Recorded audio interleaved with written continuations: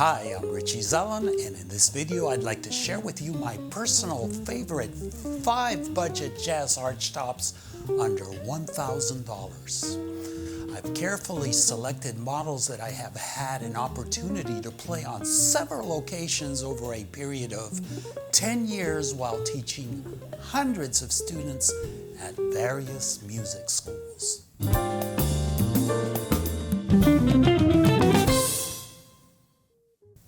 Welcome back to the Jazz Guitar Channel, and if this is your first time and you want to learn everything you can about jazz guitar, please consider subscribing and be sure to click the notification bell so you won't miss anything. I recently posted a video entitled How to Get a Jazz Tone on Any Solid Body Guitar. I just want to mention that in that video, I talk about great jazz pickup upgrades, the best jazz strings, and other tips to enhance the sound of your guitar. And almost everything I mention in that video is applicable to the budget archtops I'm going to review here next. So be sure to watch that video if you want to purchase any of these hollow bodies and then make them sound so much better, sometimes with just an additional investment of $200. Next, I'm going to do a countdown from least to absolute favorite in my list of what I believe to be the best 5 archtops under $1,000. And I'm not going to go too deep into details because you can always Google them and do more research on any model that catches your eye. Now, before I begin, I feel the need to mention 2 brands that are very popular in budget archtops that didn't make it into my top 5 list.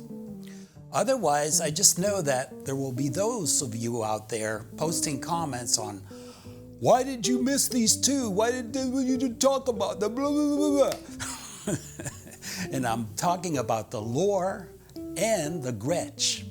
And my experience playing a Lohr LH350 has been disappointing, to say the least. That is because I found it to be priced above several of the guitars in my list, yet inferior in overall quality. As a matter of fact, my student that owned one decided to get rid of it after a month. And then I also did some online research and found a lot of negative comments from others. But in all fairness to Lohr, we need to be aware that these archtops are at the bottom of the barrel in terms of value, and most of them are mass-produced in China. And this means that it is not unusual from time to time to get your hands on a model that came from a bad batch. You know what I mean? Now, as far as the budget Gretsch guitars go, I personally don't have anything against them. The truth is that in my previous 10-year experience that I'm using to compile this list, I have never encountered a single student out of hundreds who owned a budget Gretsch guitar. So I'm not saying that they are bad, just not a popular choice among jazz guitar students. I think the reason might be that the sound that they produced is geared more towards rockabilly or the country style associated with someone like Chet Atkins and not somebody like maybe Joe Pass or Wes Montgomery. But those are just my thoughts. Enough said. Let's get this show on the road. Number 5, numero 5. The Ibanez Artcore AF71F. At roughly $400, this, I believe, is the absolute cheapest playable archtop you want to buy. And believe me, you are getting more guitar here than what you pay for. It's a very popular choice among new young students, and for a good reason. It has a 24 3/4 inch scale, which is what almost all the guitars in this list have.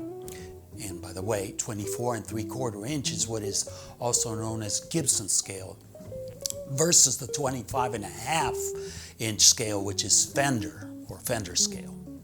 And let me add that like all the guitars in this list, it is also made of laminated wood which doesn't give you the greatest acoustic or unplugged sound, but it does help eliminate feedback when plugged in. This one has laminated maple top, back, and sides.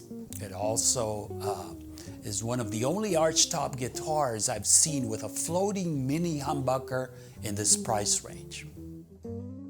Numero 4, number 4, the Washburn J3NK. I've actually had one of these, and with a few minor upgrades, it served its purpose. And you can get a new one these days for around 600 bucks. Again, it's 24 3/4 inch scale, but unlike the Artcore I first mentioned, this one comes with 2 full-size humbuckers mounted in the body. It's kind of like a Gibson ES-175. Its side and back are made of laminated maple, and it has a laminated spruce top. The neck is maple with a rosewood fingerboard. Now, while on the subject of Washburn, if you'll consider spending an extra $200, you might consider the J600K, which is the only archtop with a 25.5 scale that I am mentioning here under $1,000.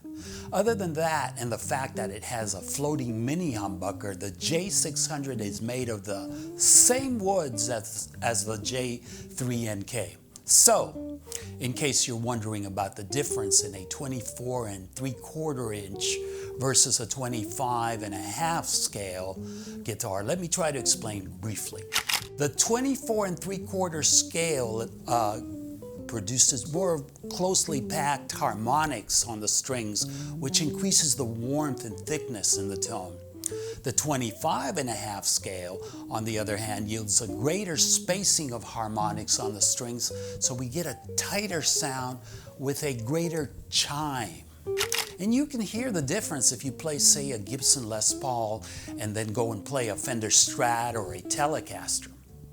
And you'll also notice that you have to stretch a little more when you go from Gibson to Fender scale. So you might want to take that into consideration too. Numero 3, number 3, the Epiphone Joe Pass Emperor II. And this has to be the guitar I've encountered more students with, at least throughout the last 10 years. In your archtop choices under $1,000, it seems to be true and tried and a safe bet for the most part. And having said that, it is very similar to the Washburn J3NK, only that this one sells for $699. That is an extra $100.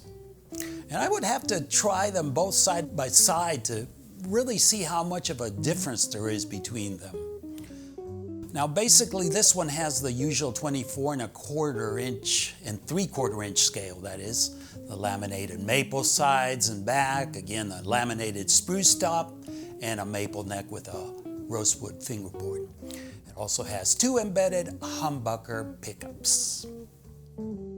Numero 2, the Ibanez AFC 95.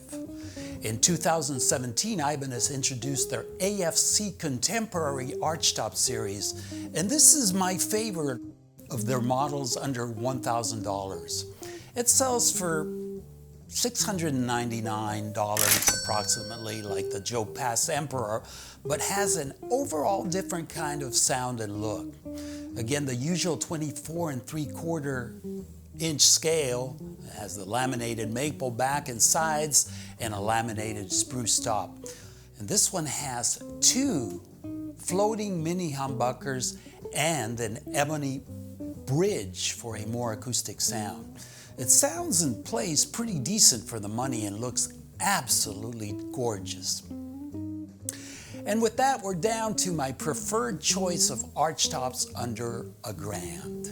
And this one happens to be just under $1,000, currently selling between $950 and $995. Number 1, the Godin 5th Avenue CW Kingpin 2 HB. And this is a great entry-level choice for someone who needs a sturdy, good-sounding guitar for both studying and playing gigs.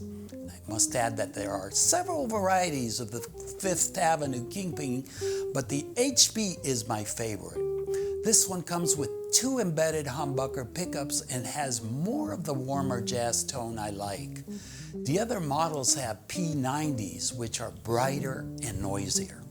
Having said that, if you purchase one with P90s and aren't too happy with the tone, I recommend replacing the neck pickup with a humbucker in a P90 casing.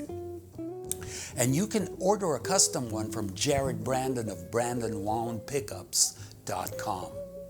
I happen to have a Heritage 575 with P90s and replaced the neck pickup with one of those and was absolutely thrilled with the results. If you want to hear it, you should be seeing a link about now where you can hear me play 10 jazz blues back to back with that guitar. Enough about the pickups, let me tell you about the rest of this guitar. It has, again, a 24 3/4 inch scale and is made entirely of laminated Canadian wild cherry and has a rosewood fingerboard. So that wraps up my list. I'd love to hear from you. So if you know of any good Archtops under $1,000 that I missed and are worthy of mention, please be sure to comment down below. Also, if you own one of the choices I mentioned, I'm sure many of us would like to hear your experience. Finally, if you enjoyed this lesson and you haven't subscribed yet, please do so and be sure to click on the bell notification icon so you won't miss a thing. Have fun and see you in the next video.